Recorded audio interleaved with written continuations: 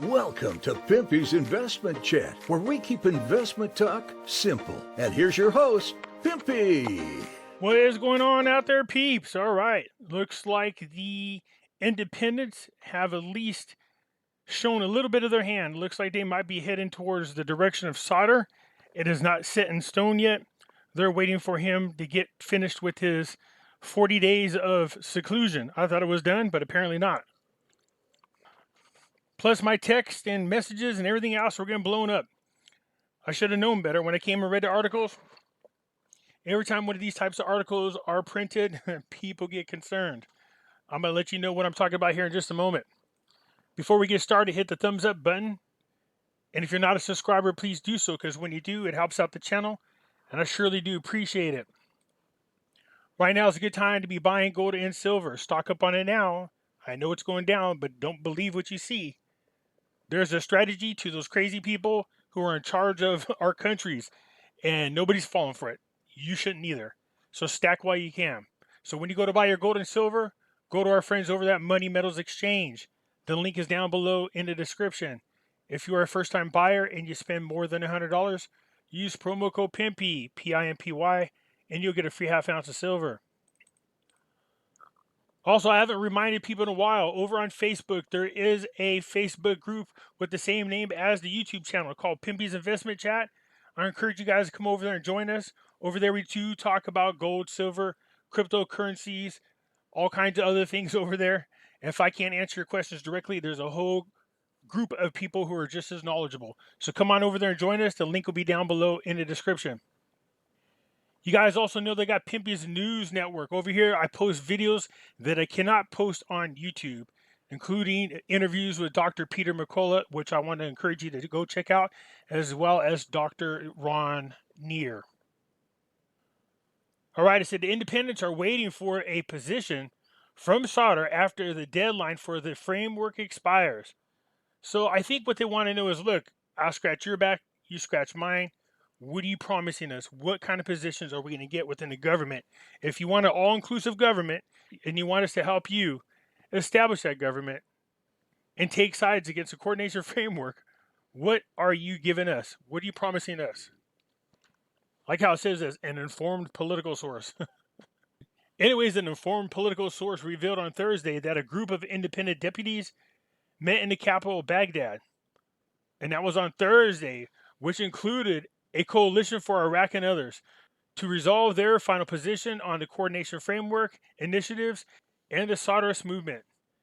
The source told the news that despite the division of opinions regarding the two initiatives, there is almost unanimity to wait in making the decision and wait for what the leader of the Sauterist movement will decide after the 40-day period has expired.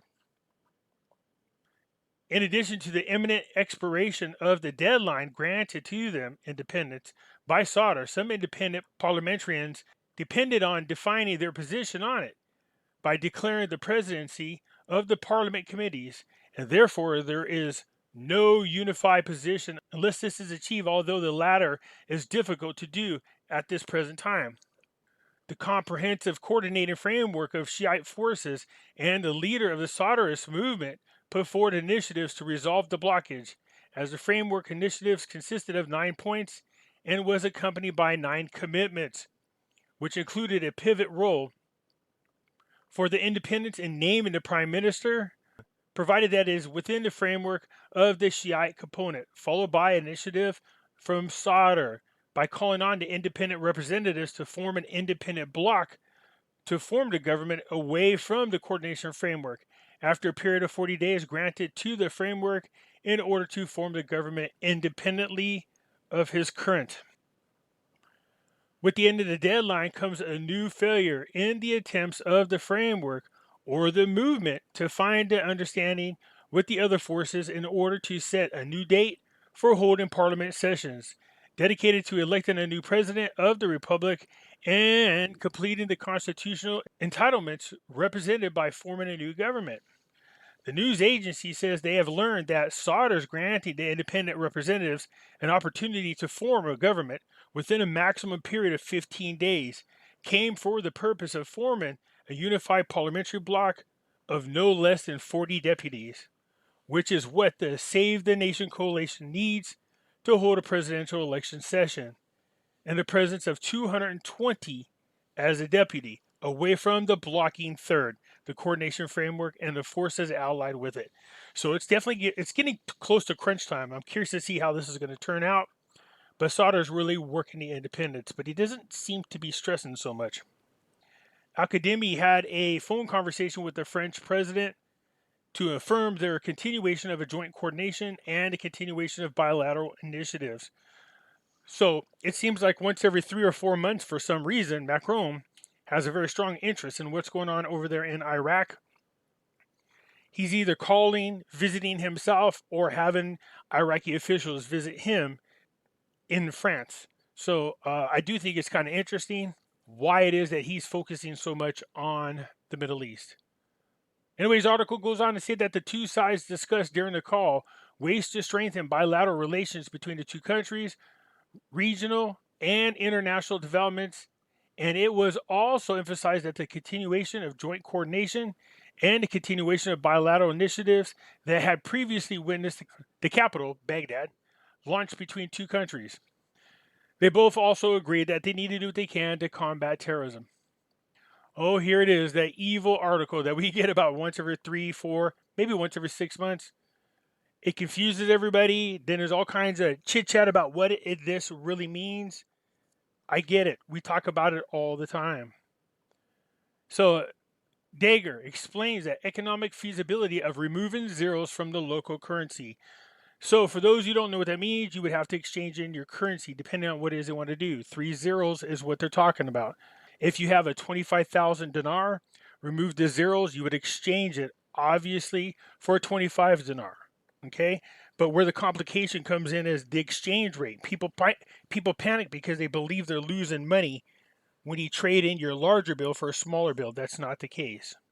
The economic expert Dagger explained the economic feasibility of the project to delete zeros from the Iraqi currency, which is frequent in political and economic circles from time to time, especially in times of inflation.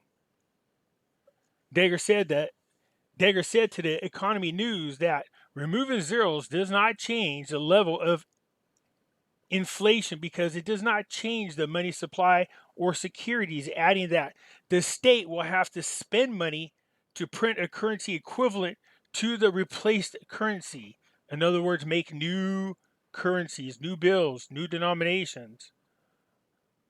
On ways to preserve money during inflation in the market, Dagger advised capital owners to invest in fixed assets that are not subject to commercial circulation, such as gold, real estate, and fixed assets to keep money from eroding during price increases.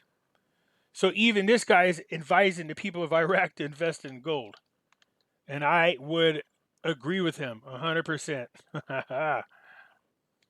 Anyways, that's it for now. You guys hit the thumbs up button. If you're not a subscriber, please do so, because when you do, it helps out the channel, and I surely do appreciate it. And I'll catch you later. I'm out.